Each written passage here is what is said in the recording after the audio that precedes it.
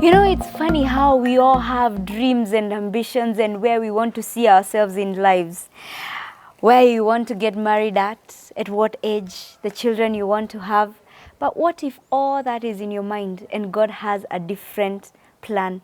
And all those plans that you have are changed in a minute. All things work together for good for them that are called according to God's purpose. That is the Bible verse that comes to mind when I think of this incredible woman that we are going to host today in our Dose of Hope with me, Helen Mudhoni. She's the amazing founder of these amazing facilities that I'm in Rongai, which is called Healing Rain. Karibu.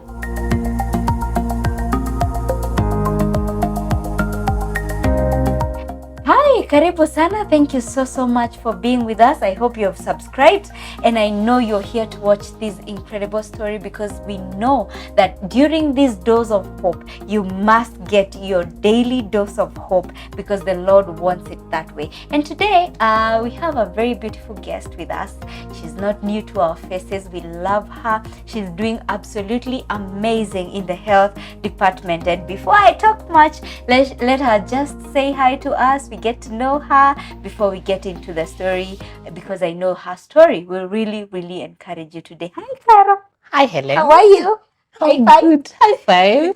You're well? Yes, I am well. Oh, and nice I to thank God. see you. Nice to Long see you time. too. It's been a while. Yeah. But social media has come to make us think that we know each other. So I keep, because we follow each other, I feel like we have been together for a while. But it's been almost so many months. Yeah, it's been like several 5 months. months. Yes. Also, 3 months. Yes. Yeah, But thank God you're here. Thank God. And the Lord has really taken you over several hoops in Yes, life. He is good. He But- remains good, who Amen. keeps taking us to places like maybe if 5 months ago you told me I would be where I am today, I would have told you how. But He knows how, He does. and He has brought us this far. The last time I heard your story, because I remember I was still at RMS, Yes. and your story touched a lot of people. But I know there are people who are watching you for the very first time. They don't know your story. So it's good we won't recap. We'll still go to the story. Yes. And until where you are, even after RMS, there's a lot that the Lord has done for you. After that story you gave me in RMS, Yes. even right now. Yes. And I know you're going to help so many people. But Thank before that, please look at that camera. I'm shy. I know, but you have to, so Anyway. that you talk to the person who is looking at us. Okay. Tell them who you are, Okay. what you do for a living, Okay. and then we get into the story. Oh, wow. Our viewer, praise God. Amen. Happy to see you there. Thank you, because it's because of you that we came. My name is Caro, your health coach. There are some people who know me as Tata Wa Mu. But my official names are Caroline Nyambura Nganga. I am a mother. I am a daughter. I am a sister. Up and above that, I am a naturopathic health coach. I am a sexual and reproductive health educator. What else am I? I am a founder of a company called Rejuvenating Nature's Beam, a co-founder of a company called Healing Rain, and a founder of a non-profit called Health Sister Foundation. My heart, my soul, my body, my mind is in preventive medicine and managing diseases, living a wholesome, beautiful, colorful life. Woo! So that is literally who I am. So anything that comes to me, Yeah. be it good, be it bad, I find color in it. Wow. I love the way you look for, we have just even talked about it, looking for lemonades. Yes. In every lemon that the life gives you. Yes. And that's so beautiful. That you is my see life calling. in a bright way. Yes, even when it's very dark. There's one of my uncles who we are very good friends. He's called Babariki. He keeps telling me, Caro, I would love to see things the way you see them. Because when we are seeing this, you are seeing this other thing. Yeah. And my best friend tells me, Caro, if I was told to define you with one word, I would say you are opportunistic in the most beautiful way. Because you see an opportunity, you see goodness, you see the opposite of what everyone else is saying. Yes. That is who I am. That is who I have lived to be the past few years that I have lived. Oh yeah, it's good you have said in the past few years because this has not been you, Caro. Yes.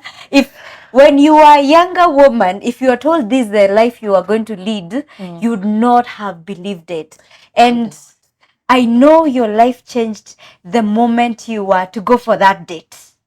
There's a date you were to go on, Yes. which never materialized.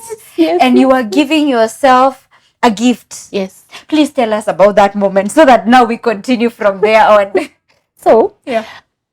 Carol, myself, I have some good self-love for me. I love me. Since Kitambo. Since Kitambo. Yeah. And I've come to learn that I am my father's daughter, truly, completely my father's daughter. And so every birthday, I gift myself. From the moment that I learned about self-love and I accepted to love me. So I did not start because I am now a grown-up. Even before. For me, 29th of December is a ceremony. It's a whole ceremony. Yes. Now that I've grown up, I celebrate my birthday for a whole month. What? So after I was done with the university, I got a job, and that job was good. I mean, it's from I was working with USAID. Who wouldn't want to work with USAID? Back then, you know, when you just from campus, money was good. And so I was thinking, what gift do I give myself for my 27th birthday? The whole of the year of 2012, Yes. I had been gearing, I had been telling myself, Carol, you need to go for this thing called pap smear. But that was not the pap smear was not the only thing. Yes. I used to admire when I hear women go for a wellness Check-up. Like, yani wamemaliza pesa. Like they have money that to just go and check if they are okay. Yeah. I used to say when I grow up, me, I'll be going for those things. So 2012, I was turning 27. And I said, the gift I'm going to give myself is a wellness check. And because my medical cover by that time, the medical cover I had from my employer was expiring, I said, I'm going to do it. So I was dating. Yes. And then I was dating this man who could tell you that he's coming and then he doesn't show up. Oh, no. Yeah, you know, sometimes we call them character developments. Yeah. I went through that. And so I decided, because he didn't show, the date is not materializing. Yes. I go to the salon. Then when I'm in the salon, I'm like, no. Let me go to the hospital. Yes. Because we had decided. Yeah. I ran to the private hospital that was nearby. And I told them, I want a medical checkup from head to toe. Not because I was sick. I left, I did my tests here and there, the ones that they could. I went back to the salon and life continued. Yes. 1 month later, we are still trying to make this relationship work. So we say, oh, you are still, or rather, I think I was making it work. I was alone. You're hoping he would see the real Carol in you. I was like, oh, Father Lord Jesus, you know. Still praying and fasting for that relationship. Yes. And so this day I remember actually that date that we are going to now was to go and decide whether we want to go on or not. And then you are still giving him. I was still pushing that 1 month later. And I had pushed on and these are things that we are doing. Young men and women, or even older, we are doing these things. And maybe it's because we don't know. Maybe these are lemons that you have to be thrown to us. So we had organized a date after job and would meet somewhere in a restaurant after work. But the restaurant was next to the hospital that I had. 1 month ago, I had done my tests. Yes. So as I was going, again, he was late. Some red flags that we never see. Yeah. We never see them. He was here. So I was like, let me walk into this hospital and get my results. Something. I believe it's the angel of God who just led me there. Wait, they had not called you? No one had called me. And it was 1 month down the line. No one had called me. Okay. So I walked in, gave my names, and it was in the evening around 6:37 Apple. And the lady, I found 2 ladies in white dust coats. I told them my name. They opened the file. Their faces changed. Then they kept going to these 2 rooms. And after 30 minutes, I was like, you guys, can you give me my results? What's up? Then one lady is the one who came very carelessly and said, sasa madam, tunaona ni kama uko na cancer, lakini hatuwezi kuambia. I hope you can translate that to someone in English because it sounded so wrong. And I asked her, okay, wait. I did head to toe. Which cancer are we talking about? Is it, it's 27. Remember, I'm turning 27. Remember, I did full body checks. Yes. what cancer are we talking about? And then she told me she can't tell me. It's only the doctor who can tell me. This is in Thika. So I asked her, so when is the doctor coming? He says it's a consultant who comes and he will come on Tuesday. This was Friday. Alala. Weekend muzima. Weekend. And then she doesn't tell me where, how. Where is this cancer? Then I got so angry. I just told her, somehow, God helped me to think very fast and say, please give me my results. Because I would have left. Yes. I would have walked out. Yes. And I told her, give me my results. So I still went for the date. Of course, the relationship didn't work. That's why we are here today. It broke. I think it broke around that day or some few days later. Wait, did he come? Yeah, he came. And did you tell him? No, I didn't tell him I'm sick. So we were going to mend the relationship. If you tell him, he might run away. Yeah, so you're savage. I know. Sometimes you look back and you're like, wow, I did not see all these things anyhow. Yeah, so it's love. It's love. So I went for the date. I didn't tell him. Of course, we didn't agree. It was those moments of fighting. Then we went home. Normally, when I hear something shocking, I keep quiet. I get numb. I honestly became numb until like 2 days, the weekend. Now on Sunday evening is when I said, what did that lady say? So I took, you see now I'm mourning the boyfriend going. Yeah. I was not even remembering my health. So I was like, what are these? And I made the worst mistake that most people make. Why? I went to Mr. Google. Oh my God. CIN, HPV. And by the time I was done Googling, I was almost dead because I was like, bas. This is it. I'm dead. Mimi nakufa. And one of the things that I share openly is I was not on my periods. But because of reading the symptoms of cervical cancer, I got my periods immediately. That is the power of the mind and the body. That is how connected they are. And the mind could not conceive that, so it told the body to do what I need, what the mind has read. So be careful when you go to Mr. Google. Don't Google. Don't Google first.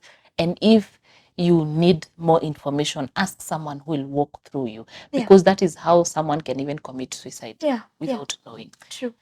And my journey began there because I was diagnosed with cervical cancer. It was in early stages, thank God. However, Helen, yes, that journey is nasty. If allow me to call it nasty, because as a woman, your dignity, cervical, our viewer, cervical is cervix. Yeah. Cervix is inside the vagina. I told you I'm a sexual and reproductive health educator. Continue. There are people who would not want to, maybe they don't even understand where the cervix is. Yes. So it's inside your vagina. So every time you go for that clinic, every time you visit a doctor, you have to open your legs and you allow your doctor to see into the cervix. And at some point, they'll come with a microscope with doing a test called colposcopy and check. At some point, they'll come and do a biopsy. At some point, they'll discuss your cervix as you are lying like this, your legs apart, and they are discussing your cervix. You have no idea how much your dignity is taken away. And they're helping you, so you don't have a choice. So as a woman, if you feel a pap smear is nothing.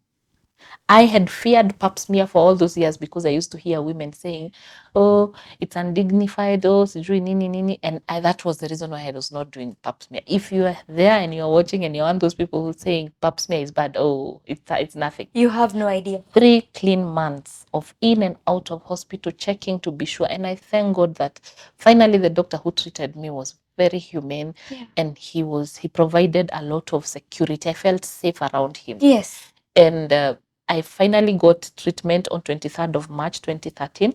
And the treatment I chose was quite radical. Before we go to the treatment, yes, tell us, because I know. Yes. Tell us why more so this undignified thing was so bad to you. One, I'm young. Yes. I'm 27. Yes. My age mates at that point, they you don't start telling them about some few things. Number two, human papilloma virus, which is HPV, is a virus that contributes to you having cervical cancer. It is transmitted through skin contact and mostly through sexual contact. Ooh. So the first question is, okay, where did it come from? Take your math and you do. And so cervical cancer is stigmatized as a sexually transmitted disease. Cervical cancer comes with other symptoms that relates with your reproductive system. And growing up, you were told it's your private part. Yes. Don't talk about your private part. Yes. So even talking about it seems like a crime. Yes. Seems like a bad thing, but it's not a bad thing. So the stigma around it. The few people I call to tell I've been diagnosed, they're like, there's someone who even told me, I'll call you back. I think she called after 2 years. She never called me back. Yes.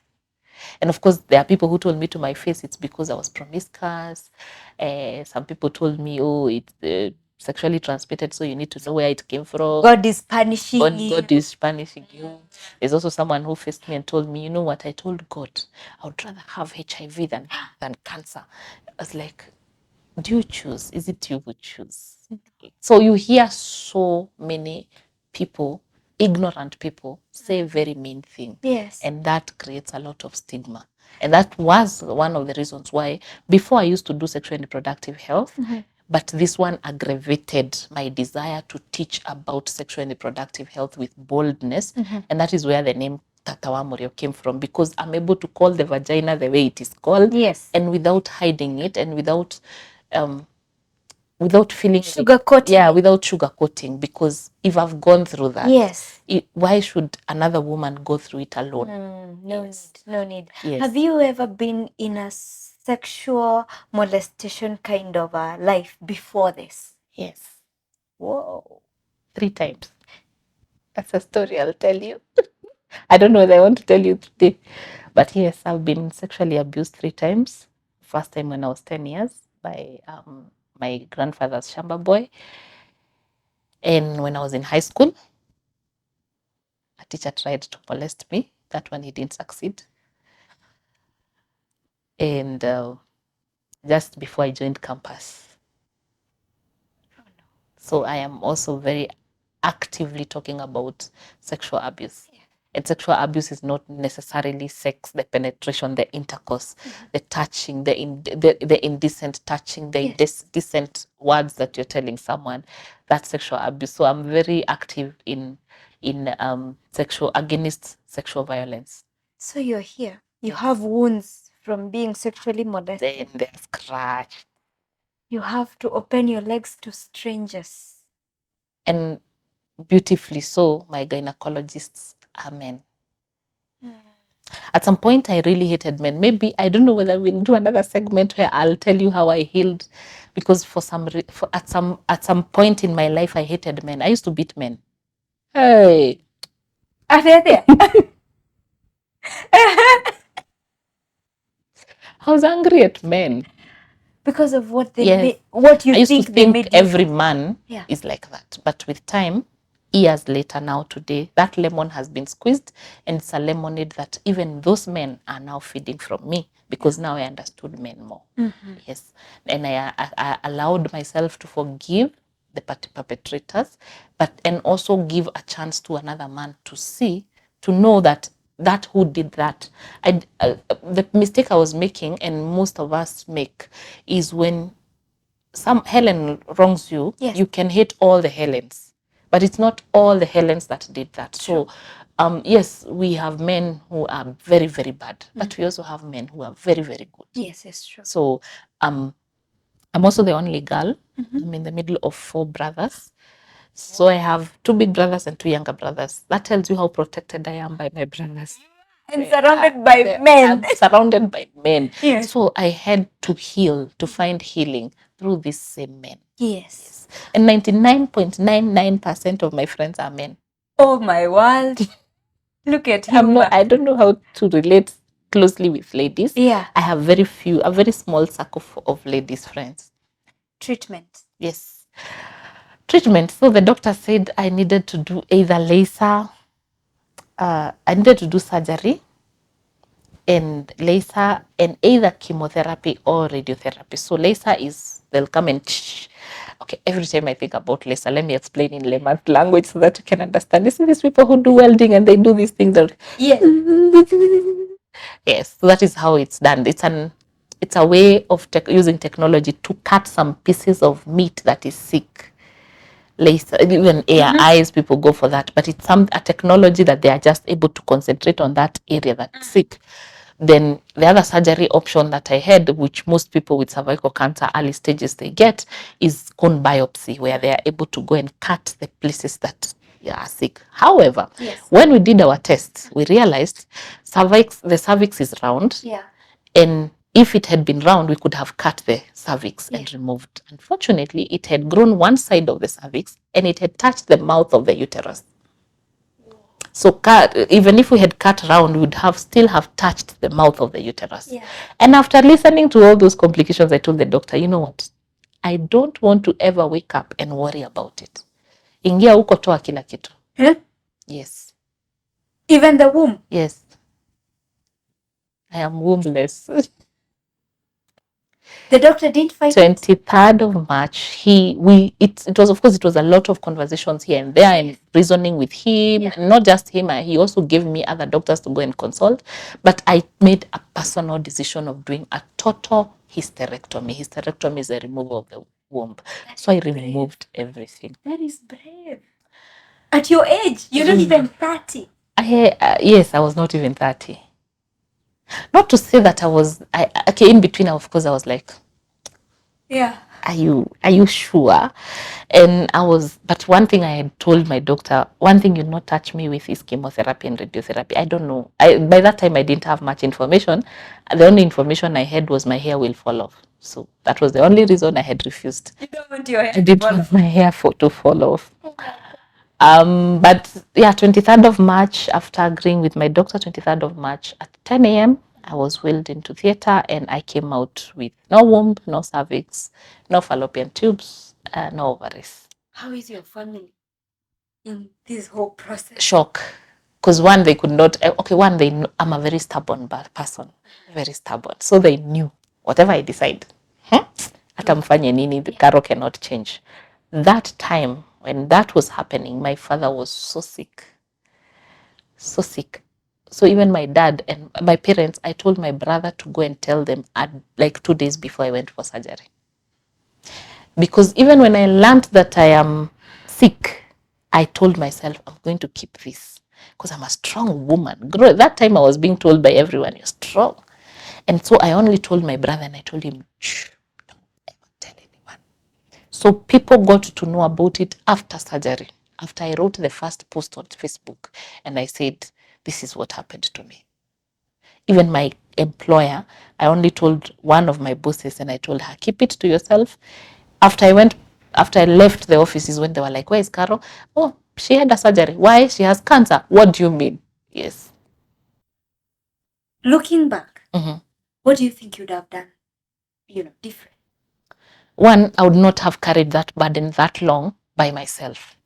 Two, I would not have made my brother, because I forced him. I literally forced him, don't tell anyone. Yeah. When you're told that. So I must have given him a hard time there, like 3 months, because he doesn't know who to tell.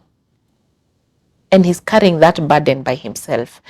Looking back, I would not have dwelled so much on what will people say, what will people think. Yeah. I wouldn't. At the end of the day, it was me, yes. And your health. Yes, but I'm glad and I'm thankful to God that he led me to make that decision. I don't regret. It was a painful decision of losing my womanhood. No, let me not call it womanhood. It's not womanhood. Womanhood. That organ of your body. That organ of the body.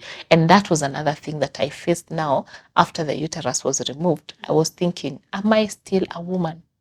Those are the struggles that a woman, after they lose their breast or their eye or even a man, after you lose a body organ, you keep dwelling on that one that is gone and you forget the rest of the body.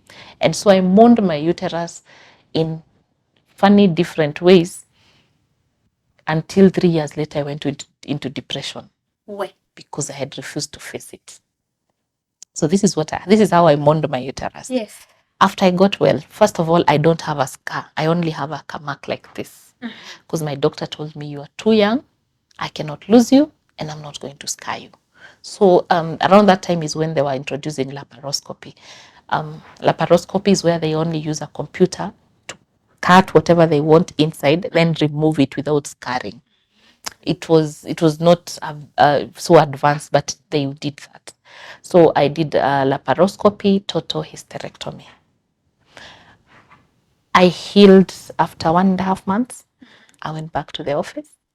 But when I go to the office, before now that 1.5 months, I used to go to my grandfather had just died, and my grandfather was my very good friend. I used to go to his grave and cry and say, oh, if you were here, maybe you'd have hugged me. I was missing a hug. When I was alone, I just wanted someone to come and sit with me and just hug me. I didn't get it. So I had promised God, what you promised God in pain, hey, Ebu, be careful. Yeah. I told God, if you heal me, when I get well, I promise I will hold someone else. See, now I got well physically. Yes. And I went back to the office. Yeah. I thought it was normal. From the day I stepped into that office, every woman I meet on the streets is telling me about their reproductive health issues, fibroids, oh, I had a miscarriage. Anyone, my work was not so much with women. Somehow, the people I was working for youths, they started bringing the same problems. Let me tell you, Helen, when God calls, yes, his voice is so loud. It's so loud, you can't miss it. You can't miss it. I was just thinking. And then after I shared my story on Facebook, then I went to the company email and I wrote my journey. And my then boss of the bosses, kumbe she had gone through something similar but kept quiet, like a few months ahead of me. She came and looked for me. She was like, God, you're so bold. You're such a young girl and you've told your story. Me, I've gone through it and I'm still quiet. And because of you, I'm inspired. And she took me to Faraja Cancer Center. She's a Mzungu. Elizabeth is a blessing. And from that moment, she held my hand and I held hers. We went through menopause together because now I went through menopause at 27. Oh, no. Yes. You know, that never hit me. Yes. What? Yes. So today, when I look back, when I'm educating women on menopause, kumbe, that is what God was doing. Because today, I've walked my mom through menopause, my aunties through menopause, because I understand it. Is it as terrible as this thing? Scare me away. It's not. It becomes terrible when, one, you're not self-aware, you're not, you're denying it, or you're running away from it. And from the last 12 years, I've worked with menopause, my menopause, other women's menopause. I can conclude without a fear of doubt that God meant to bring menopause so that a woman can stop and start loving herself. Since birth, a woman is always giving. Now menopause comes to remind you, can you please love yourself? Any woman who has self-love, self-awareness, they find menopause very easy. Yes. Wow. That's another topic for another day. Take your wealth of so much in you. So, in the office. Yes. The voice of God is so loud. You're going to sleep. So loud to kick you out of the office. Oh, yes. We were in a program meeting. That time I was in Thika office. We were in a program meeting. The voice was too loud. I stepped out, went to my computer, wrote my resignation letter, sent to Nairobi to the HR, went back to the meeting, and I told guys, I've just resigned. And they asked me, what? Why? Where are you going? I don't know, but I'm going to help women. I think they took really long to believe. Maybe some don't even believe to date when I told them, I don't know where I'm going.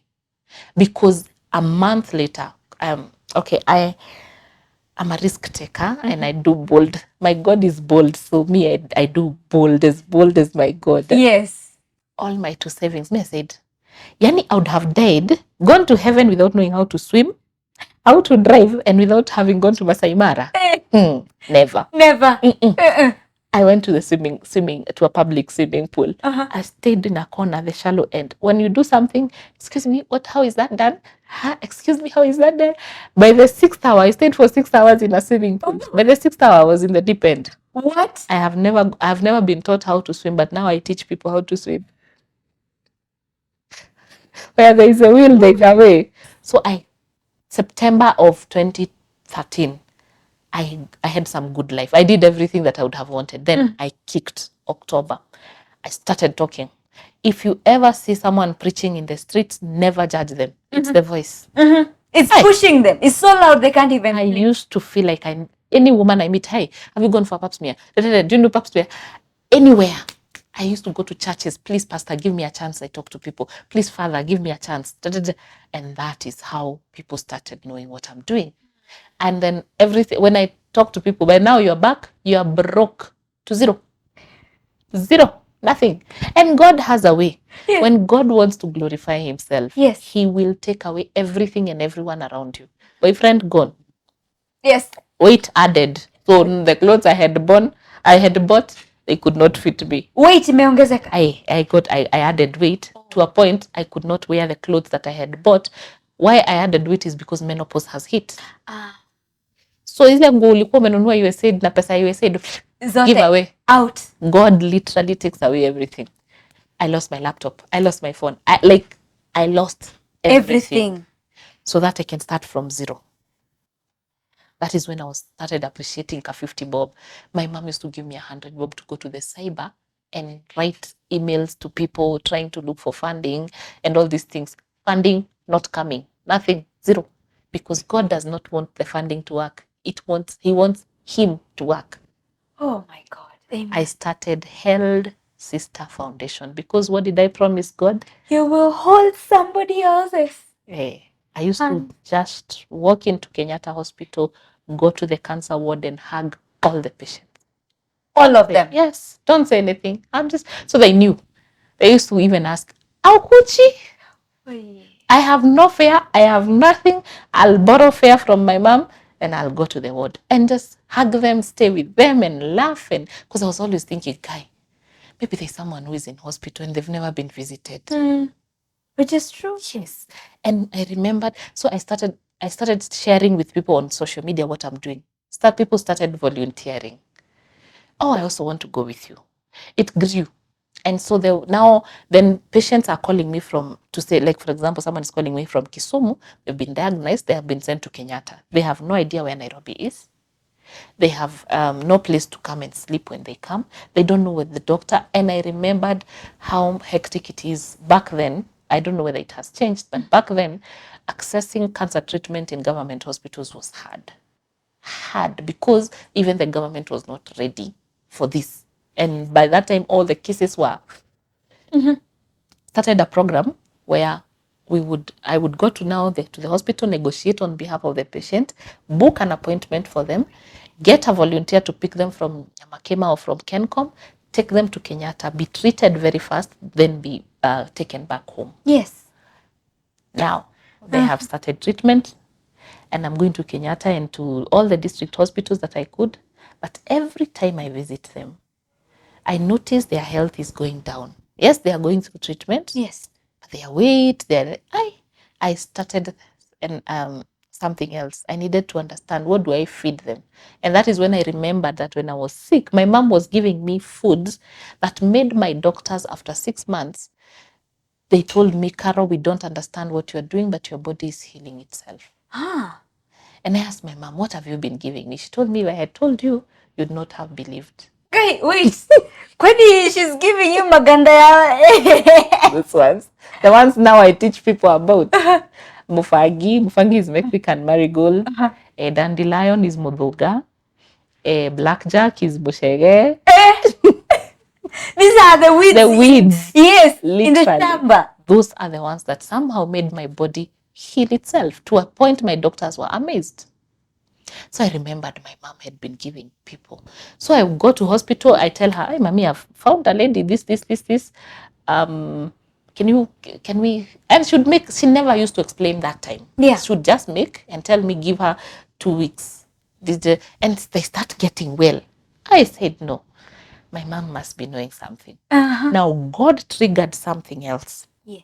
You have told people to go for screening. Yes. And before this trigger, I had partnered with several hospitals and had partnered more than 50,000 women in Kenya, in more than 20 counties. So you have no money. You're But just somehow, partnering. It is so shocking how I even found my first partner, because it was December 2013, and I was telling God, you told me to tell women to go for screening. Yes. Now I'm telling them to go for screening. They go to some hospitals, they are told no. Yes. The government says from media that there is a screening. Then not all the hospital. By that time, I think screening was not even in the district hospital. Kai, what will I do with these women, God? After making that prayer, I turned. I had lived in Thika Town for 1 year, going to 2 years. I had not seen that hospital. I turned and I saw a hospital. Family health options. I walked in. I'm bold. I asked, who is the senior doctor here? And then I was taken to Dr. Kamau. Yes. So, the confidence I had, they couldn't say no. They couldn't. And somehow when the Holy Spirit is ahead of you, oh yeah, you're as bold as a lion. doors. Yes. And Dr. Kamau saw. And then he's very calm. He's still my friend to date. Wow. He listened to me and he started smiling. I said, yeah, okay. He held my hand instead of answering me and took me to another office, took me to Anne and told me, tell this lady what you just told me. And he left. They had just been funded by an international organization to come and do screening on the ground, but they had no idea where to start. Oh my God. Look at God. Yes. Okay, I want to preach now. Preach. When Hannah, Haggai, prayed for water. Yes. The Lord opened her eyes. Yes. It's not that hospital was dropped from heaven. Can you imagine? It's just that God opened your eyes. And they had just been, I'm telling you, they were like 2-3 days after they had been funded. And they were wondering, where do we start? Now, me, I have the ladies. Yes. Them, they have the screening tools. I want the ladies to be screened. Yes. And that is how we partnered. Let me tell you, a movement came of screening, mobilizing. I'm a mobilizer by nature. Now, the danger came in because all these women, we are telling women, screen. Some of them are sick. Where do I take them? You've come to my village. Yes. I didn't know about pap smear. You didn't know about cervical cancer. You've screened me, and now I'm positive. Where do you take me? What do you want me to do now? What do you want me to do? God can answer that question. God can answer that. So he helped me create another program called Early Detection for Early Treatment. And so I could go now to hospitals and negotiate on behalf of these women for treatment. Msichana ana shilingi. Hata sayo sina. Let me tell you, my friend, sayo you are even sleeping hungry. Not once, not twice my house was locked. God has a sense of humor because he wants you to not concentrate on the locked doors. Yes. Not once or twice. Me, it got to a point nilikuwa nimejua. So I was living in an apartment. Every time my door is locked, because I have not paid, we would go to my neighbors and jump through them. You jump on the fence. What? Through the balcony, come, unakata kufuli na unafunga na yako. I mean, these things I've done. So me, I'm not righteous.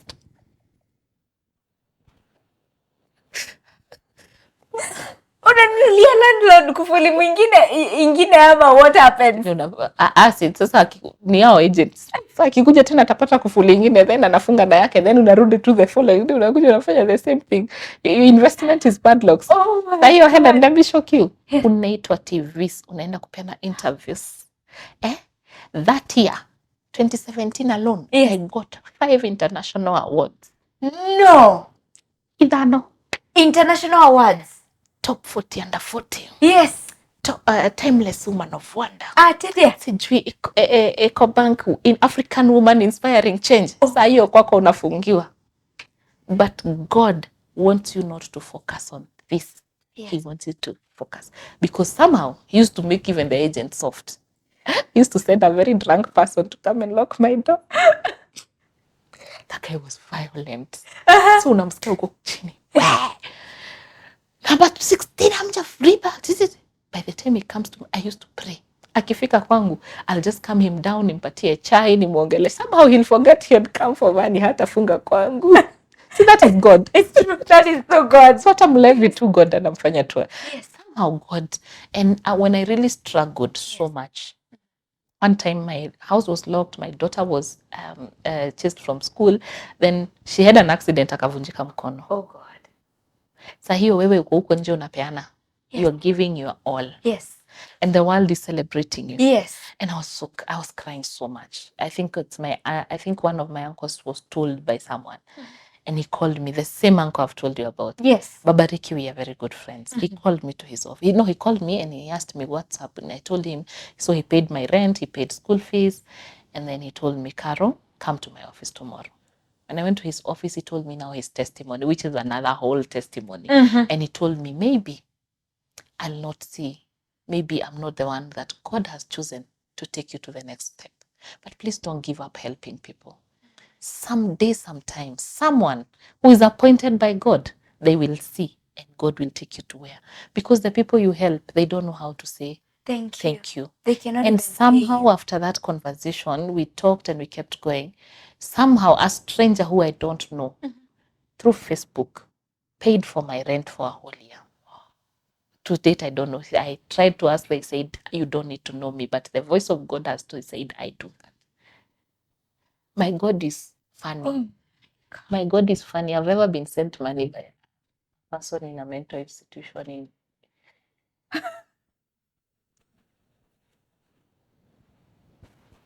I think your story is such a roller coaster. At one point we are almost crying, the other one we are laughing. At what? The time I was so broke, and I needed 50,000 for for my bills, but also there was a patient who I was helping. I didn't have money, and then somehow I told God, now all these experiences taught me to let God do his thing. Yes. However, whichever way that God uses, I know he can use a drunk person, he can use a crazy person. So someone texted me on Facebook and says, I really, really love what you do. I follow you on Facebook. I would like to send you money via Western Union. I said, all right. And by the look of names, she was a Kalenjin. Yes. And then the money was sent through Western Union, exactly the 50,000 I had prayed for. So she told me, do whatever you want with that money. So I went, I paid my bills. Then like a day after, someone calls me from the US and tells me, now I'm calling to confirm that you are sent for money, this amount by so and so. I said, yes. He told me, it's okay, you can keep the money, but if she tells you to send you more money, please don't accept. She's sick, she's in a mental. Oh no. I sorry. Oh no. What? I share these testimonies to tell Christians to stop limiting God. Yes. He can use absolutely because anyone. Why even that person who called again never asked for the money back? Yeah. But he said, we have blessed you, but if she calls you again, just know she's sick, she has a problem. Maybe she had just seen what I do on Facebook. Yeah. Not once, not twice. My house girl used to think, by that time my house girl used to tell me, Carol, I want to know your ways. She'll give me a list of shopping. Yeah. And it's not my business. Me, I'm busy in God's kingdom. Yes. It's not my business to know what we'll eat. She gives me a shopping list. I tell her it's okay. And I put it somewhere and I tell God, you see, before God, I'll tell you, Helen, someone will walk into my house with the exact shopping list that was written by my house girl. No. Yes. The exact brands that we use in my house. There's even one day a friend of mine was used by God. She was going to her village. Yes. Her village is in Gatanga. Yes. I live in Thika. Aliniambia, kitu ilimwambia, asipite hapo. She showed up on my door. So when you're in the having God's kingdom, I even have another one, I will tell you. Yes. I love this good, funny looking, not normal testimonies. There's one day I was in Nairobi. I was shughulikaing so that I can do an event. From 2015, I started doing an event for people in palliative care. The ones who are they have been palliative care, they're in the palliative care, they're in hospice. And I wanted to do something for them to make their life comfortable in the end stage. And so I used to do a dinner, a cocktail or a dinner in a 5-star hotel. Uh-huh. And I used to walk into these hotels and convince them to do that for me. Not because I had money. By that time, I'm not earning, I'm a philanthropist. What? Yes, I walk into Intercontinental Hotel and I convince them to host my event. And then give me some rooms for my patients to sleep there. For free? Yes. And they give you? Yes. Sini God, akipeana mawaidha sini. See, now we go, we do other things also. Where do you think we should go convince them? I want to be part of this. No, God has to be in it. Yes, that is held, sister. Those are the things that. So me, I'm in Nairobi. I'm from. I think that time I was from Hilton. Even Hilton, I did 2 events at Hilton. Whoa. And I go to Hilton. I convince them. Of course, now by that time I had gotten some few people who will pay, but for the patients, it's free. By that time, there's even a time, that one for Hilton, there's a lady who flew from France after she read my story on Standard and came and said, and later she's the one who dressed all my patients that time. Mm-hmm. So God keeps sending people. So me, I'm in town and I'm so hungry. And I decide, let me go to to Clarion Hotel, Moy Avenue. And I'm broke and I don't have money. But Psalms 91, it promises God will send you angels. Yes. And he will not let your foot be knocked on a stone. And me, I'm here. I'm doing work for God. And I'm hungry. Yes. And I desire to eat chicken. Yes. And it is God. And he's my God. Yes. So I just walked into the hotel and ordered. Yes. Chicken. And I wait for the waiter to bring. And the whole time I'm eating, I'm telling God, if I am embarrassed, Father, just know it's you. It's you who will be embarrassed. You've been peeling potatoes. You and your father God. You're my Father in heaven. Please tell me you didn't peel those potatoes. Please. Or wash the utensils. My God does not embarrass me. Mm-hmm. Somehow, a gentleman sat next to me. Yes. I don't know how our conversation started. And I told him what I do, where I'm in Nairobi, blah, blah, blah. And he's the one who paid for that bill. And from that time, we became friends. And then Kumba, he runs a hotel business in Nairobi. And so he offered and told me, if you ever need anything in my hotel, please come. So even to date, if I want anything in his hotel, yes, I always get it. Oh my God. What makes a hotelier go to another hotelier and to sit next to me and to talk to me how our conversation started? That so is me, I don't God. Know. Me, if I start telling you my testimonies, Helen, we won't finish. Me, I've even flown to Cairo, Egypt without paying the airfare. I'll tell you. Yeah, I want your God also. What do you mean? Yes. God has so when I hear people thinking that there is no God who does the things, you see, sometimes as Christians we have one mistake. Yes. And the other day I was thinking about it, yes. Of thinking that of a God of Moses. Yes, he's the God of Moses. Yes. We are only limited to the Moses, that old man of Israel. We have Moses today. Yes. We have Gideon today. Yes. We have Hannah today. Me and you. Yes, we are. We are. So we live the Bible like it's hookah. We are the Bible. We are the ones who are walking. Yes. So I feel so sad when I see there's someone I was talking to and she's a Christian who has this faith and then she keeps telling me about my disease. I'm like, you're deceiving. So you're telling me God can do everything else except heal you. You're telling me you cannot believe of a natural. I'm telling you of natural remedies. Mm-hmm. You don't want to hear them. Mm-hmm. You want to hold on to your disease. Isn't God even natural? What I've shared with you is a glimpse of what I've had. We need a book. We need a book. Have you written a book? I am writing one. Oh, thank God. When it's written, please I am tell writing us. One. When it's done. When 2017, 13 people died on my hands. Yes. And then I snapped into depression. Yes. These women I was visiting in Kenyatta, we made a bond. And some of them, I also walked to EcoBank Kenya. Mm-hmm. And I convinced them to pay for hospital bill. I think Okay, how are you getting us from sad to happiness now? I don't know. Even myself, I tell these things and I look back and I can't even believe. Have you ever felt like, Ama is not real? It's not real. Because even me, don't ask me how I do that. Yes. I don't know. Yes. When it's done is when I see God. Like I allow God to use me. EcoBank paid for, I think they paid for 15 women, 100,000 in 2015, 100,000 each in hospital for treatment for cancer. Wow. And then later they nominated me as African Woman Inspiring Change.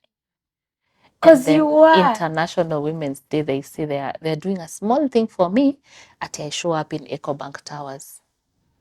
Me, okay, I don't take this something seriously. So you remember even when we were doing this interview, you looked at me like, Don't tell me you went with slippers. Please. Please. Don't tell me you went with slippers, Carol. Because I will cry. How did you appear? I should have played. In just a kind of, I was in a field, I was in the field doing some other work. So I said, let me finish some field work. So they said it's something small. Yeah.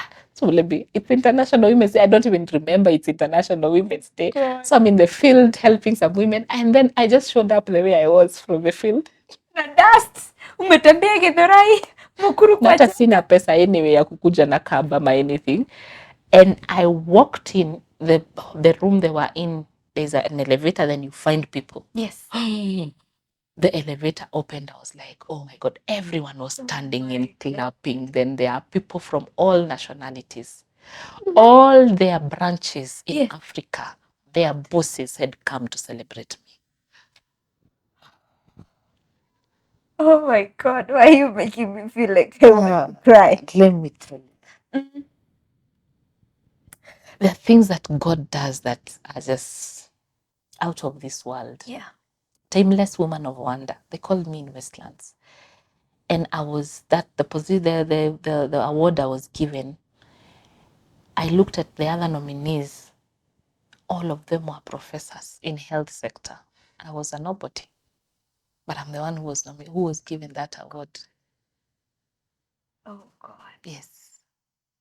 So there's a God in heaven, and when He calls, He provides. Yes. So whenever He calls, you have to obey. Mm-hmm. My journey changed direction. Yes. Okay. Okay, in safari, I think is so confusing. No, it's not. We are with you. So now I've removed my uterus. I did not face it. I started working immediately. Busy. You have not even had time to heal mentally. It snapped me in 2017. Yes. That's when I was like, wow, where did they take my uterus? What happened? What? Yes. So after now, all this while? All this while, I've been busy focusing on other people and being strong. All these years, I started making money in 2020 from 2013. Mm-hmm. All those years, God paid my bills. Wow. Through people. Yes. A friend of mine told me one day, he kept telling me, I want to give something. Yes. So he called me. I went to his office. He wanted to write a check for 5,000. His hands refused. It wrote a big amount. And that is when he told me, I don't understand you. Finally, before I started making money, because I had refused to do what God was telling me, I lost everything. I was auctioned. No. I moved into a house, and my landlord, every time he wanted to come and throw me out, he couldn't. After 1 year, he came and told me, I've come to confirm, are you a witch or do you pray too much? Because I've tried to Kuna deni yangu ya 1 year, I've sent even someone to bring the letter to kick you out, anakata. Like somehow. And I told him, no, I'm not a witch. And after I explained to him who I am, yes, he fed me. He and his wife fed me for the next few months. What? And he allowed me to pay him back when I settled. And I did. After I settled. By that time, I was being stubborn. I was refusing to do what God had said. What was God telling you? And why were you being stubborn? You have seen your God. I was being stubborn because I was reasoning. So from So I told you now I noticed my patients are going down. I Yes. started doing my research. Yes. I learned from my mother in Kikuyu. Yes. Then I translate, I take these plants to the lab, and then I understand. For me, I was just doing it for fun, to Yes. understand the plants. And people kept asking for help. And every time someone asks for help, I tell them what to do, they get better. So they tell someone else. So by that time, people are healing through my just me. I'll tell you, you know, mana kichwa, do this, then this, and this, and this, you'll get well. So you'll tell some another. So people, I was not even noticing how many people are getting healed. And so God says, I want you to do this. But I'm reasoning with him. I'm not a doctor. Yes. I have never stepped in any medical any. So who am I? What will I tell people? Who am I? Little did you know that God does not call the qualified. Can you imagine? He qualifies the called. I go online, I see there's an online course. I apply for a international course called in the Africa Women Entrepreneur Cooperative. Now I enroll, I get the scholarship. Yes. When I go to these classes, they are showing you how you can help people and still make money. So I still ignore God. Yes, of course. He sends me to Tangaza College, gives me another scholarship. Yeah. What is he teaching me? The same thing. How can you run a social enterprise? I'm like, I know. Oh, me, by the way, sijuangi kufanya biashara. And anyway, these are just my journeys. Me, I just understand trees and I have no. That is it. People are still healing. Yeah. Then I get another scholarship, Future Female Leaders, still teaching me the same thing. I think God was feeling like he can do this to me. Yes. Why are you not hearing? Because I could have. That's why I was being stubborn, because I was reasoning with him. I'm not qualified. And he's even making you qualified. Like he's taking you to school. Yes. But and I still refused until 20. Then COVID hit. Yes. And everything I've been teaching, starting with my family, they kept doing. Anyone who did what I said, they could not. They went through COVID, they got better. And that is when people started believing me. And by that time, I had noticed, without noticing, that I had gone global without noticing. People are consulting with me, Juba, South Sudan, if I step like this. The followership I have, because they were my first clients. I helped one pastor who had been told she can never give birth. We walked through the journey, and after, I think, 1.5 years, now the son is big. He must be 4 years. So that lady told someone else who told someone, they come in big numbers. Yes. Then there's someone else who was in Malawi told another one. And the world except Kenya started seeing me serious. Except now people around me. Except people around you and you. Okay. And of course. Yes, me, I didn't even know what I was doing. Rather, like, I know me, I'm helping. For me, I'm helping. How do I make profit out of plants, God?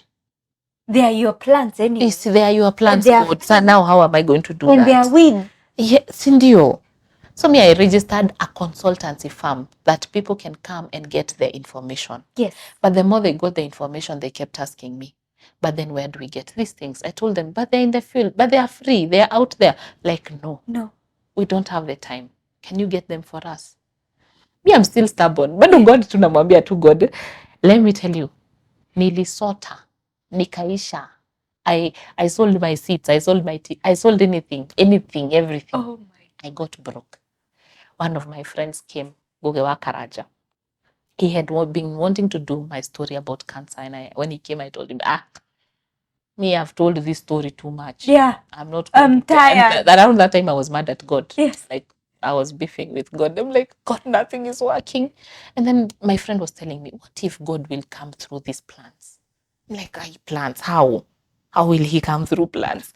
And I did a show, the first show. So Ngoge is hilarious and we are friends. And he told me, Caro, let's do your story. I'm like, I'm not doing your story. Yeah. This head of mine has a lot. Ask me anything. Then he's funny. He told me, let's talk about sex. I told him, okay, switch on the camera. Yes. 20. And I spoke about why do we have so many sexless marriages? Yes. And one of them is the infections that women have. I talked about yeast infection and urinary tract infections. Then I mentioned some plants and some oils that you can use. Where people went to the supermarkets and sijui where to buy. But if you use those oils, they will burn. If you use them the wrong way, they will burn. So people came back and wrote on the YouTube, that woman is a liar. She has told us, now we are burning. You're burning women. I told Google, hey, we need to do another show now Yes. to just make Yes. things right. So I explained. Then the women started asking, so now, where do we get the oil?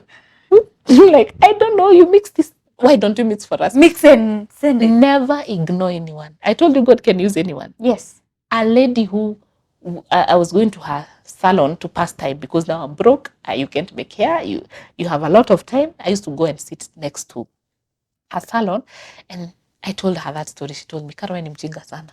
You're so silly. Do you know how to make the oil?" Yes.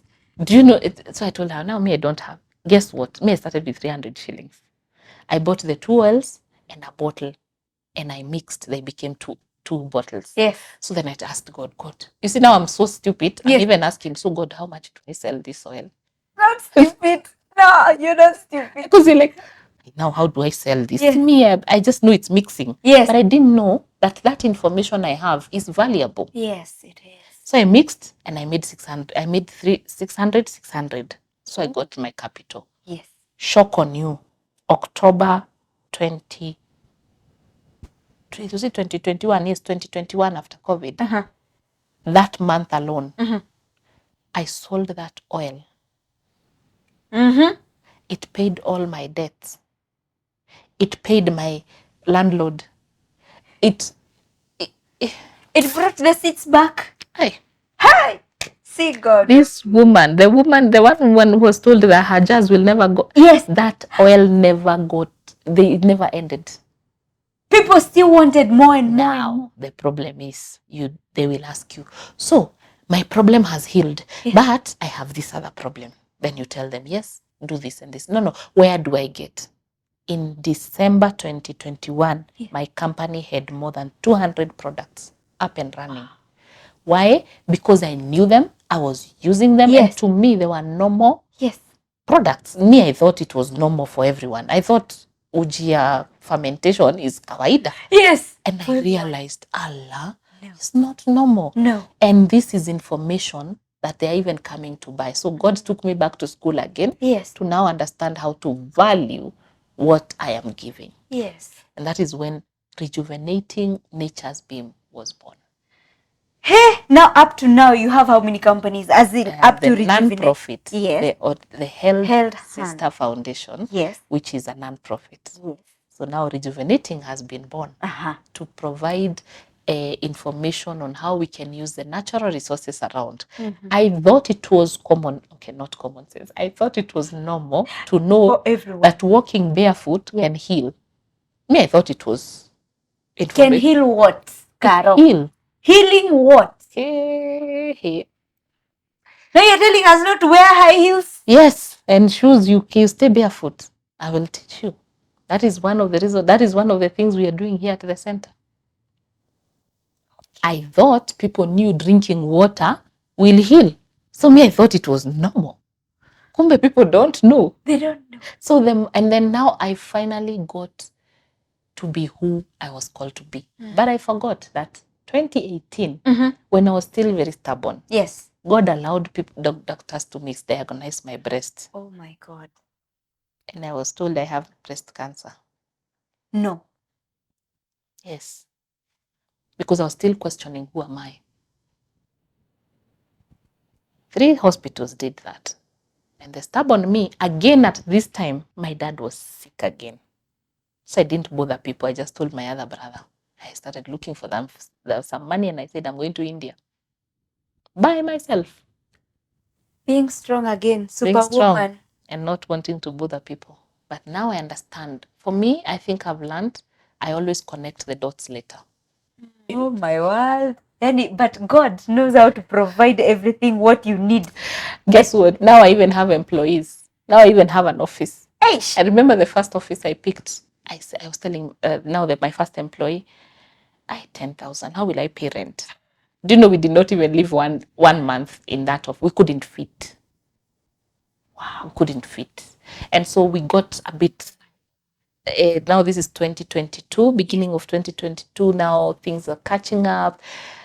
Things are flowing. Yes. Now the international clients, the healing is massive. Yes. By God's grace, everything is just running. Yes.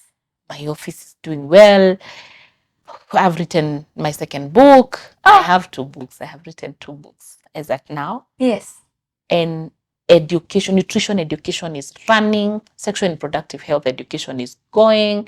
And I am just multitasking everywhere. You're every superwoman. Superwoman. Yes. You know? Rushing everywhere. Yes, they're taking a flight. Yes, yes. Coming back. Coming back Yes. and all these things. And then, 2022 was not so rough. But the whole time my dad was sick. You notice I keep mentioning, Yes. My mom got depressed, got depression around 2021. Why? And I think that was the first test very close to my heart. Yes. Because now she's sick. I can see the sickness. Remember 2017, I had the mental issue, and I'm also creating mental health awareness around it. And now it's my mom, who I love so much. Mm-hmm. And whom we all think they are strong. Yes, they are strong, and I start teaching her how to allow herself to break. And that was the first test of teaching women how to do self-love. So now I've gotten another segment in YouTube, Medhaya Kagoni, speaking in Kikuyu to teach our mothers how to self-love, break, allow yourself to ask for help. And now there's a whole new category of clients who are coming in as women. You're a whole supermarket of wellness. What? I know. By the way, I've never seen myself like that. Oh my God, yes. So now those women, the menopausal women, it's a whole, so that means a line of products for them. Then somehow they'll ask about beauty, a line of products for beauty, a line of products for the gut, a line of products for the men whose libido is down. Hey, my friends. Yes. And then mental health now comes on board. So I take my mom for therapy.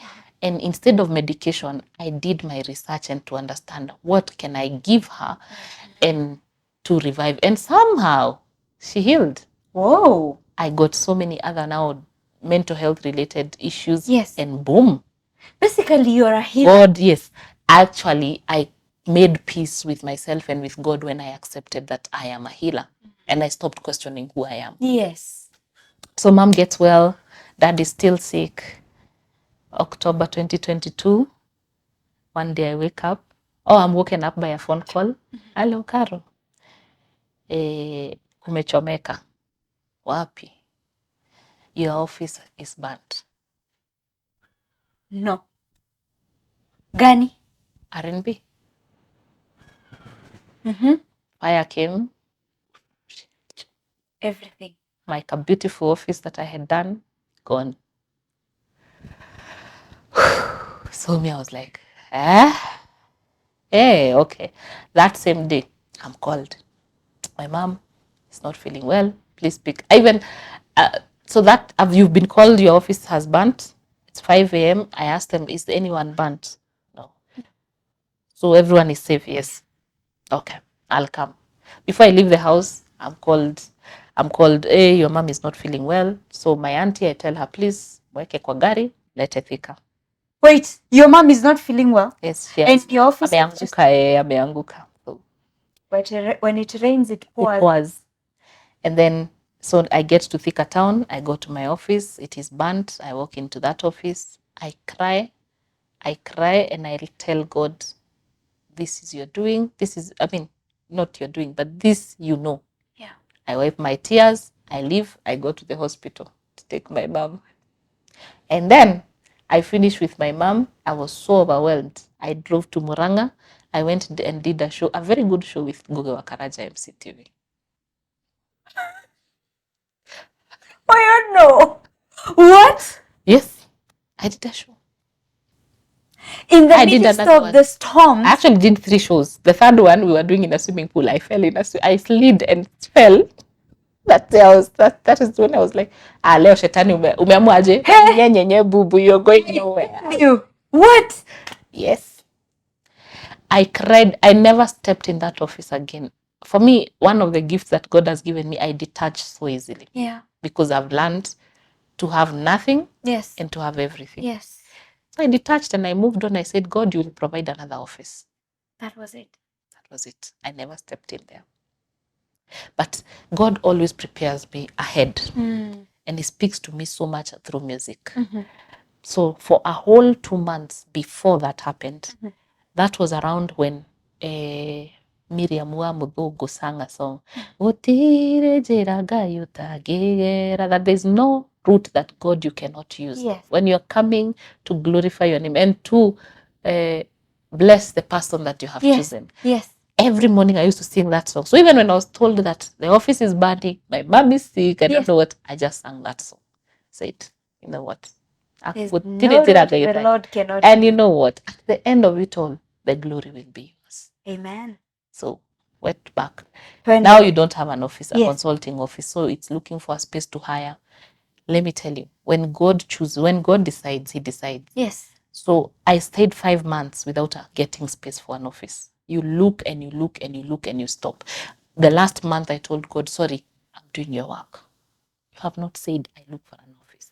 So ini kiherere yangu, God, I'm shutting up. I'm minding the business you God, gave me. now later I came to learn that God was teaching me that he can send people wherever I am. People came to wherever I was. Woo! It was not my business. It is not me. It has nothing to do with me. We are very busy making it about us. It has nothing to do with us. I know. It's God. Yes. Consulted from a higher place. Then one day after I had surrendered, my cousin calls me and tells me, I really need to talk to someone. I told her, okay. And we sat somewhere and in a car. And then on our way going back home at 9 p.m., I saw a lady posting in where now my current office, house to let. I told my cousin, go and get that phone number. Asked God, God, is this the place that you want us to come? Yes. He said, yes. We called the following day. They said, yes, we are renting and we already have people who are interested. How much? This amount. Na hiyo Helen, hata kwota ya hiyo pesa wanaitisha sina. You are balling, but not to that extent. You see now the other office burnt. Now this is a whole, that was lost. Now it's a whole, and then the monies they are mentioning. Yes. Huge money. So I asked God, is this your will? Yes. Do you know those people, the owners, the landlord, the people who are letting it out? Yes. They allowed me. There were people with money, but they chose me. With the little, like that? With the little that I had. Oh my God. And in 1 month, God did his own miracle. You should visit R&B Thika. It is a home. It's a beautiful place. In 1 month, God provided more than 1 million shillings. And he had promised me, you will never borrow money from me, for my business. Never. Never. I tried lending God even 5 bob. Mimi. Yangu. Alikata. God acheze wangu. He refused even my own money. He built that office for himself. Yes. When you walk in, you heal from the gate because it was him. Wow. And that, again, he did that. So R&B, that time we are building in April. Yes. My father is so sick. It is just before, actually, when the renovations were happening, I learned that my father is dying. He cannot heal. Nope. And then there's such an irony. You're a healer. Yes, I'm a healer. You can't help him. Thank you. That was the first thing. I was angry at God. So you call me in this business of healing, God. And then this person who is so close to me, I cannot heal. So how are we going to conduct this business? And I almost resigned. I almost told God, you know what, I'm not going to do this work. I'll go and look for another one, which I know is zero. Yeah. But I was like, what really? He again called me and told me it has nothing to do with you. Why are you making it up? Why are you making my business yours? Why do you think that it's Yani God? What? I love you. Yeah. Boko. But I've learned a trend in my life. Yeah. Before anything major is about to happen, something major in the opposite direction happens. As a distraction. To throw you off. Always a distraction. Yes. So my distraction came and I remember I told myself, Carol, you are not changing. Focus. Yes, your father is sick. So almost all the monies I was making, they were going to hospital. I said, no. Focus. Someday I would go admit dad in hospital, still go to the office and serve people and heal as God has said. There is no time that God has done miracles for through R&B from April 2023 to now. That time that dad was so sick, people got healed. I don't know what that is. That year, those months is when I got international visits. I was catching flights left, right, and center. I remember every time I was telling him, now I'm going, he would tell me, I hope you will find me when you come back, but you have my blessing. It was that bad. But now I know February that dad is dying. Then God sends a message and tells me, it's you, Carol, to prepare your family for this death. I'm like, Jehovah, guy, where are you to This is a big one. There's even a time I asked God, yani ukiangalia unaonanga niko strong. Yani, okay, I forgot he's the one who created. Oh, sorry, you know the level of strength. Strength. God. Yeah. He told me, you have to prepare your family. Again, I was stubborn. I was stubborn in February, March, April. That is when I sank into something called anticipatory grief. You start grieving because you already know. You see, and when I questioned him, in a dream, he told me, Carol, 10 years ago, to date, I've been preparing you. All the women who have died in your hands, Yes. I was preparing you for this. So you are the first person who I have chosen to prepare the entire family for this death and prepare your father for his death. More than eager. But he says, in our weakness, he's strong. Hey, I've said it because I don't know how I've done it. I don't know how I've been doing it, because I had to start now talking to my brothers, explaining to them, and they think I'm crazy. How do you start telling people that someone is dying? Yeah. Somehow he goes to hospital, they do some scans, they will be put there. Everyone else will read and not understand, but when I come, I will understand. And everybody is believing God for healing. Yeah, and you're here preparing them for his departure. Yes. They will look at you and think, Yes. when you're wishing evil for my father. Yes. And I sit down and I converse with God again and again. I'm like, are you sure? Are you sure? Like, if I tell them that he's dying and then he doesn't die, see, I will look bad. Yes. I say, God, you know I'm a Christian, so now why will I lie? Okay, are you sure? I refuse until May. My dad now calls me and tells me, Carol, my death in heaven has been permitted. And you guys are holding. So I'm sending you to my brothers and sisters and my children and my wife. Tell them to release me. You refuse to hear God in dreams, he shows up. Kabisa. From the horse's mouth. Like, yes, of course. I remember that day when he told me that he was in Avenue Hospital Thika. And that day he's a staunch, I still don't know how to call him. I still feel like he still was a staunch Catholic. So he had said, we call a priest to come and give him Eucharist. And so after he had told me all that, because it was just me and him, somehow it was just me and him, and he kept telling me, Carol, tell people to release me, and I don't need to go to a hospital again. This is the end. He kept telling me, Carol, it's over. And I'm telling him, no, it's not over until it's over. So I remember Father Kamoyo came, did what he does, and then I was so broken. My auntie was there. So I told Father, let me walk you back to church. And on my way back to church, I'm sure I told him, like, I don't know, but I'm feeling. Like, he listened. He had no answer for me. At the gate, he went to the chapel and told me, no, there's authority above me. I wish I had an answer for you. Please go to this church and tell Jesus. Because now me, I don't know. And I went and I lay prostrate in church and cried and told Jesus, Jesus, you were there when my father told me that. And you are there and you're seeing. And he's telling me to go and tell other people, and I don't know how. Father told me later, Okay, not later, immediately after that, because I thought he was gone. Yeah. I thought he's not there. Yeah. After crying and crying, I turned and I found Father. And he told me, I've tried to walk out when you were crying to let you have your moment with Jesus. Yeah. But the whole time I was told to, the Holy Spirit kept telling me to stay here. And he gave me a word for you.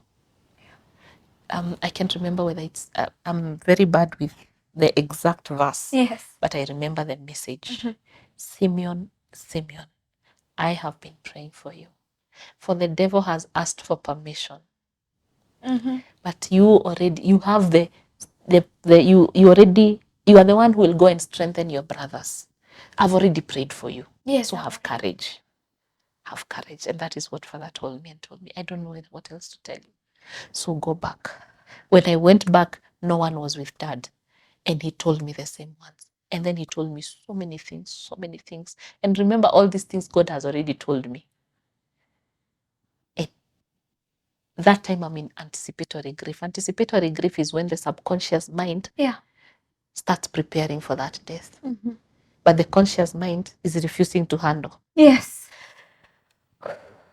By that time, my body has changed. I've added excess weight. My face is breaking because our body keeps count. Yes. I am having sleeplessness. I'm always clenching my jaw because I'm angry. I was angry. But I have to work hard to pay the hospital bills. I have to hold on for my mom. Yes. Because my mom has been a caregiver all this time. And of course, you don't want her to go down. You have a company to hold on. You still have cancer patients to care for. God. And that time, my daughter snapped into depression. No.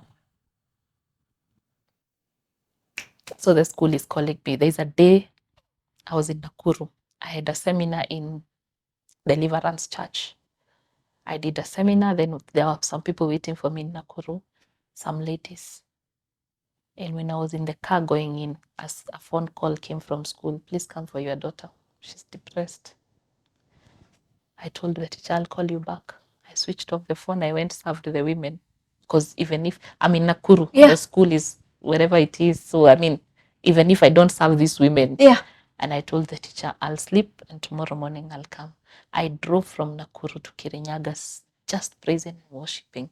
I have had a team of prayer warriors holding me. I told them, you guys pray. It's time. Yeah, it's time. Went, picked the daughter, come. How God sent the psychologist who have worked with my daughter is also another miracle. I was doing a show like this one that I'm doing with you. Someone saw me, is like, yeah, Tata Wa Mu. He said, hi, then he gave me his business card. And his business card, he's a psychologist for teenagers. And he's like, and then he's a pastor. I'm like, okay, fine. Then we took a photo. 1 week later, my daughter was diagnosed. So who did I take my daughter to? So God always provides ahead. Ahead. It's only that we are too blind to see. Yes. And so my daughter was going through this because she has gone into the anticipatory grief without knowing. She was the first daughter, the first granddaughter to my father, and they were this close. This close. And so her subconscious mind and her heart and her intuition sees Buka is dying, but she doesn't know what to do. And doesn't know how to process the emotion. To process the emotions. That is when I learned, even our children are going through the same thing. Yes. Another journey. So I have my daughter taking therapy. I'm taking my mom for therapy. I have a company to run. I have a dog father to keep taking to hospital. And you have you. And I have me. I forgot me. The whole of last year, I forgot me. And my audience, my media audience are waiting for me. You're always online somewhere. Always online. Laughing. They're waiting for me and I'm smiling. Hallelujah. Why? And then at that moment is when you see your haters writing there. You have added so much weight. What is wrong with your eyes? Someone who has a beef with my eyes. Hey, you know, and you are insulted in left, right, and center. Yeah. So were it not for God's grace, you wouldn't make it. And then the breaking point for me was July last year.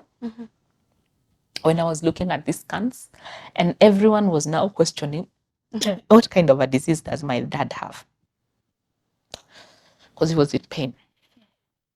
And when we see this doctor, after a few tests, this doctor will come up with some excuse and disappear. Another one will come, do the same. At that time, like 5 had done that.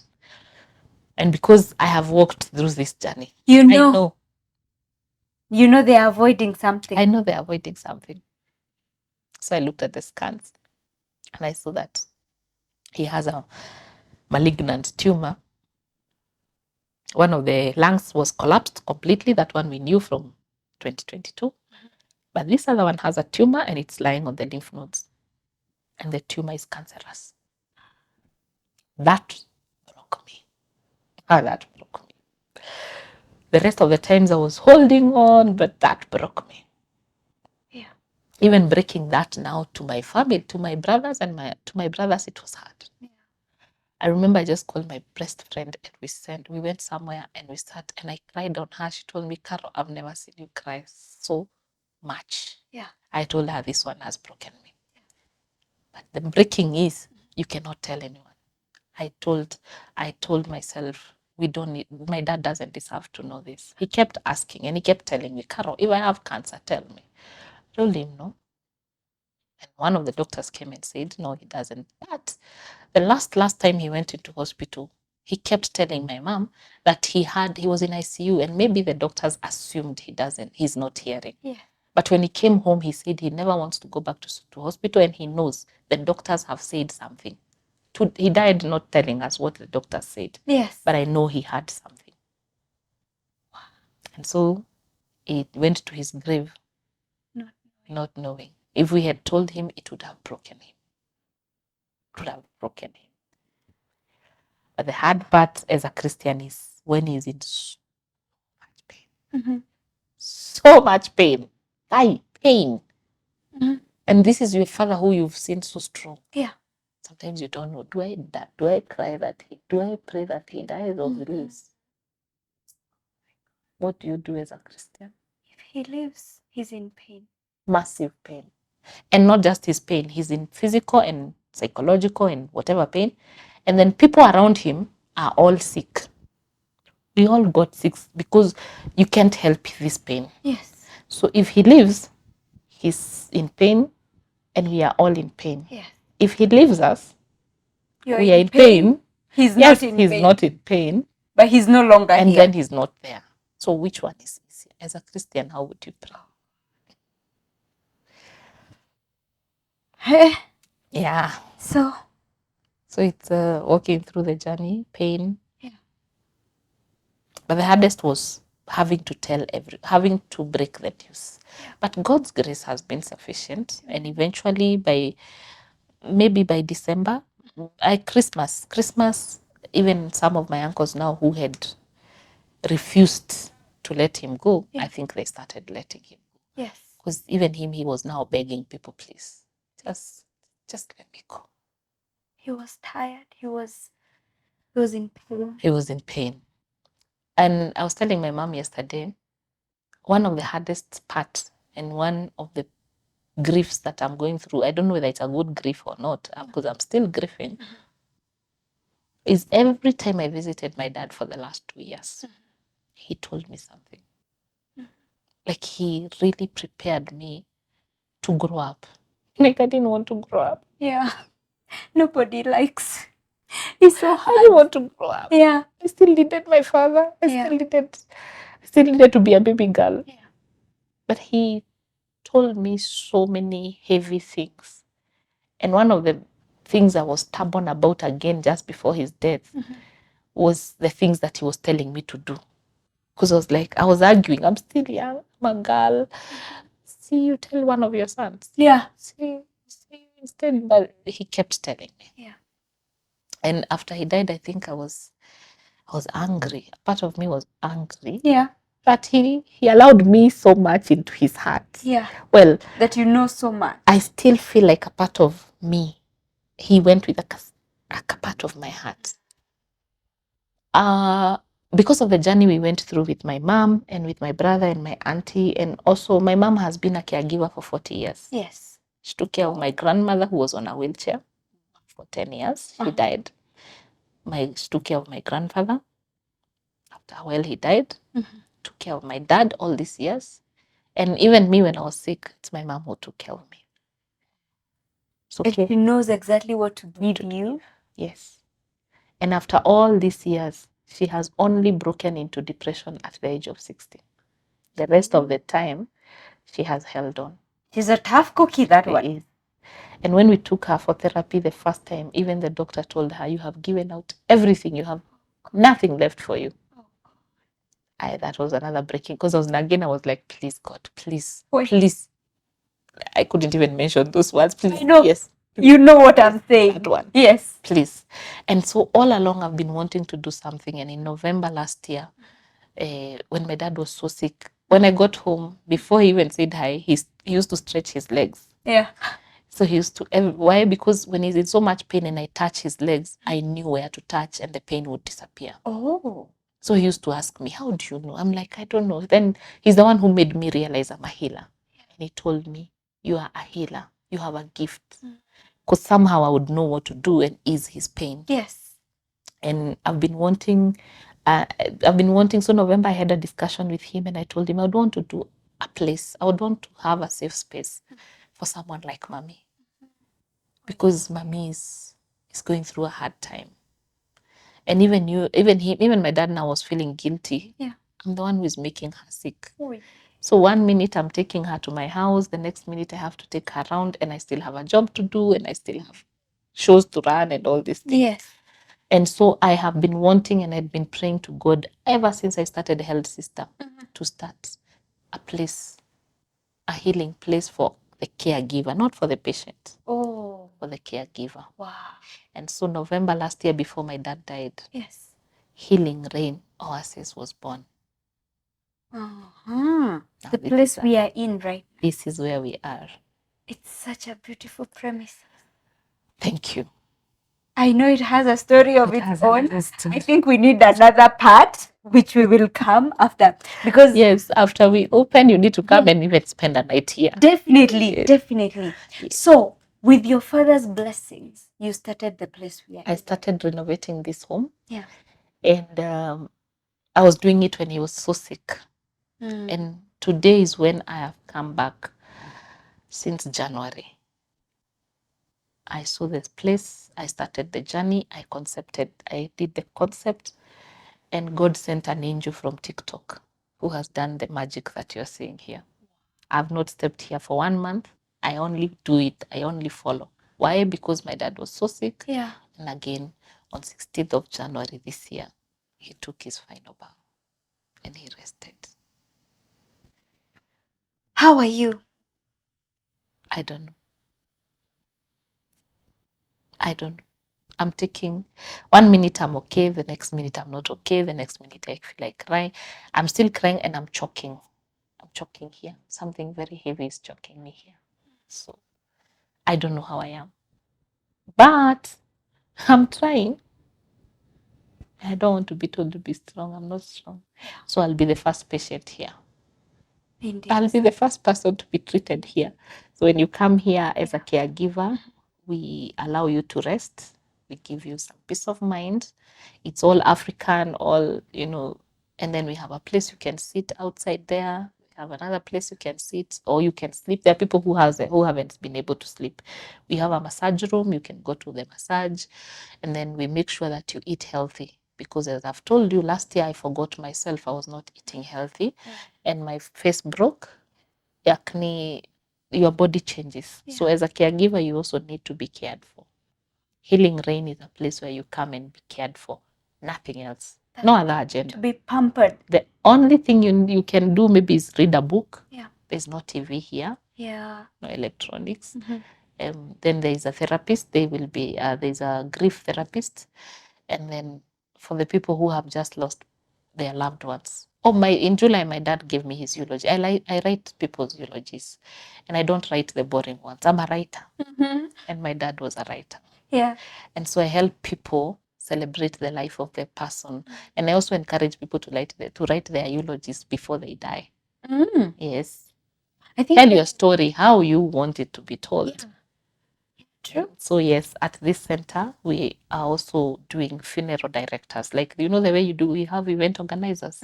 for the weddings. Yes. Now we are gladly and happily helping a family grieve and celebrate their loved one.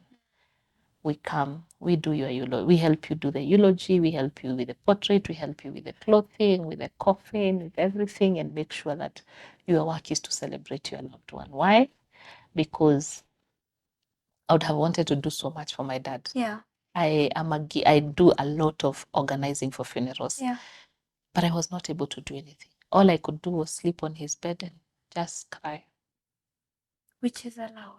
So now I have created a team Yes. that will be able to do that. Yes. And if you have a patient at home, like my mom had a patient, we have nurses who will be sent home to go and take care of the patient as when you're here. when you're here. So it's a home. It's a home to help ease the pain that we, as JB family, went through when our father was sick, so that another family doesn't have to go through what we have gone through. Yes. And so this is a baby of Held Sister. This is a way of giving back, also through Held Sister. So this is a safe place even for cancer patients. We'll have life skills for them and all these things. So that is my third baby. Yeah. Oh, you have so many babies. So do they pay? How does it go? Yes, there's a minimal amount that will be paid depending on the package that you pick. Okay. You can come here for a day. You can come here for 2 days, 3 days. You can come as a chama, as a group. And so there are charges. Packages. Yes, and also you can come and say, for me, I want to have, there's a slot, just like when you go to a hospital, they tell you to take breakfast, lunch, Yes. Then there's another one who'll come here for fasting. True. So depending on what the meal they're taking and all these things. I'm not able to give you the complete breakdown, but I'll give you the phone number and someone can call, and very soon we'll have a website so that you can be able to book from there. And so my lemon of losing my dad to a terminal illness and watching my mom go through mental health issues because of being a caregiver has come with a lemonade called Healing Rain Oasis. You don't want anyone else to go to a breaking. I think that, I don't know whether it's a weakness or something, but if I ever go through something bad, I never want anyone under my reach to go through it. To a point, even in my company. Yes. Any torture I ever went through in employment, I do not take people. I don't want to see people go through what I've ever gone through. So I don't know whether it's a gift or a blessing. I don't know what it is. It's a gift to other people. And you have also noticed another one. I don't dwell on sadness. No, you don't. You do not. You always look at the brighter side of life. How is your daughter? She's better. Of course, now depression, anticipatory grief that had taken her to the depression, I had to tell her August last year that Kuka is dying. That was the biggest task as a parent. Yeah. Preparing her for the death of someone who is still alive. Yeah. Without feeling guilty. Of course, I was feeling guilty. I was feeling like, maybe she's a child. Even our younger children, we had to start preparing them. And that's a segment that God has shown me. I didn't know that we need to prepare our children. So after I took her through the journey, through the therapy, at least she was able to understand. And also we are friends. Yes. So we talk much. And now she's in Form 4. So she had to go, and she had promised her Guka that she will work hard. So she told me, Mom, I have lost my Guka, but I'm going to work hard as I promised him. So she's now back in school, and I hope to see her during midterm. Glory to God. Yes. Aren't you happy you got a child before this turning and twisting of your life started? Yes, I am thankful. And maybe when you realized you were pregnant, you were so sad. Why you? I was sexually abused to get my daughter. No.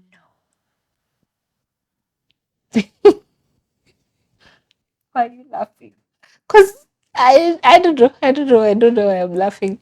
Because at that moment it was devastating. For years it was. And I didn't talk about it for so many years until when she was of age, and I had to explain to her. I told her. So she knows. But I have chosen to love that girl. Yeah.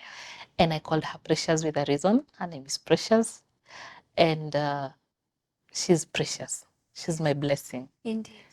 And I'm thankful that I was sexually abused. Whew. I was in a convent and I wanted to be a Catholic nun. No. We. Hiyo ndio kitambaa nilienda nayo nyumbani. It happened in a convent. Yes. You were raped in a convent. Yes. That is By a pastor.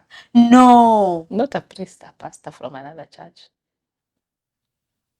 Okay. This is getting twisted by the minute. It should be an Why are we episode. laughing? It should be a series.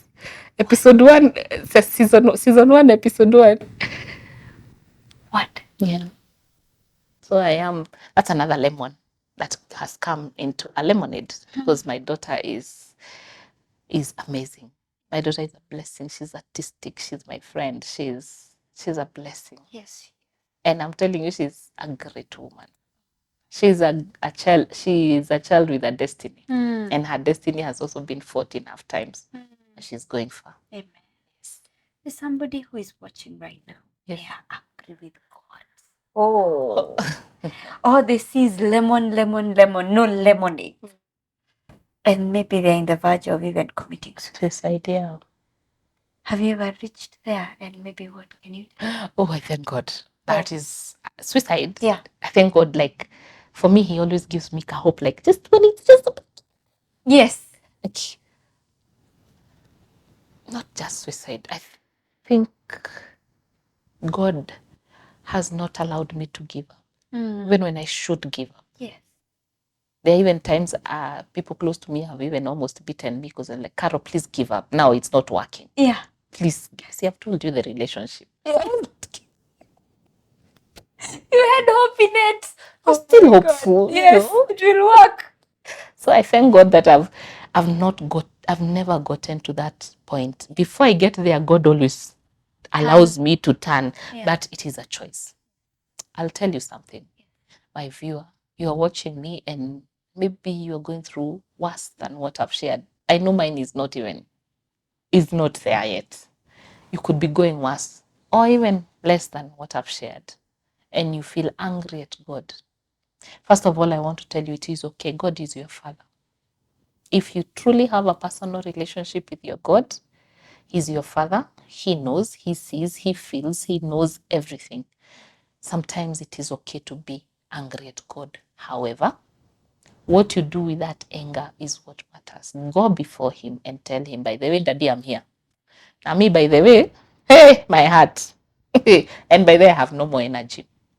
All these stories I'm talking about, there are days I've allowed Him, I've taught myself, and I keep allowing the Holy Spirit to teach me how to listen to Him. Because sometimes we are almost giving up because we are not hearing Him. And hearing Him, He can use anything. Whether God can use curtains or my gap, He can use anything. So sometimes when you're not hearing Him, you only see negative. If you are going through fire, please sit in that fire and ask Him, God, help me through this fire. Don't complain through the fire. Don't just sit there or stand and tell Him, God, I am in fire. Even Psalms 23, as I walk through, it's never past, never out. He's there with you as you walk through. So that He can show you and He can help you understand the purpose. Someone else is watching us and asking, that why does God have to use pain? No, it's not always that He uses pain to glorify Himself. However, sometimes there's a book by a minister called, it's here, Andrew Womack. This book changed my life. Self-centeredness, the source of all grief. When the Holy Spirit teaches you, He will teach you that sometimes you are even seeing pain in your life because you are making it about you. Because you are being self-centered. Yeah. I've told you enough times in this story, God has kept telling me it has nothing to do. You're not the victim. Wacha kujifanya victim. I'm doing this for someone else or through you to someone else or for my glory. So if you're going through fire, and when you're going through fire, whatever kind of fire, always look at the cross and ask God, why? Yeah. And later you will realize it had nothing to do with you. You are just a vessel to cross to the next. However, the pain, however, the sickness, and no one chooses which way and which purpose that God will use. Yes. I think that is what I can tell the person who is going through that very hard time. Wow. And if it's too much for you, yeah, please come to the center and just relax. Yeah. But also seek help if you can. Be careful where you go to seek help. Be careful. Let the Very Spirit careful. lead you. Yes, be very careful. You might meet me when you are in your worst place, and I'll hand you over. I'll hand you the camber that you'll go in. Oh yeah. Just be careful. But I pray to God that the Holy Spirit will guide you, that He will walk you through that fire. Amen. And you'll come out a better and a brighter and the best version of yourself. I have become the best version of myself. And I am very proud that I have not cried. I am also very proud of you. I came with a lot of tissues here, but remember I cried yesterday. We said ahead of this, and I told God, God help me. And then hours before my dad passed on, he told me to hold his hand and to swear to him that I will be brave and strong, as I've always been. And I told him I promise. I told me, no, don't promise. I want you to swear. Why? As my mom was watching. So my mom even yesterday was telling me, you promised. And he knew you would be brave. So you better be brave. That is such a big burden to bear, but the Lord knows. He knows. When He gives you something, He knows that He has given you the strength to carry it. That's true. So you don't even say, why me? Because God already knows why you. Yes, He knows. And if not you, then who? Then who? Then who? When I was sick and when I was diagnosed with cancer, my mom, I cried. My mom has a way of just listening and then answering with one statement. Then she told me, baby, God must have made a mistake. Ebu choose another family member who can bear that. Choose one. Just choose someone else. Tell me, if you are God, who else would you give? That is when I realized it is me, not anyone else. May God help us. And realize that the things that we go through, they are not for us. Stop asking, why me? Yes. It is to give God the glory, whether good or bad. Yes. I have nothing else to add. Thank you so much for your Most time. welcome. We are so blessed. I know the number you will give us will help us to direct us to these beautiful premises. Yes. And we wish you all the best Thank in your you. journey. Thank you. And we'll definitely, after the launch of it, Yes. 40 days later, Yes. after your dad died, Yes. that is when you're going to launch it. Yes. We are going to come here, enjoy, Yes. and celebrate his life. Yes. And your mom. Yes. And then after that, you're going to tell us the story now. Yes. How you came to be in this place. Yes. It is in Rongai. Yes. Wow. I have nothing more to add. Helen Muthoni here. Just saying that was your daily dose. God bless.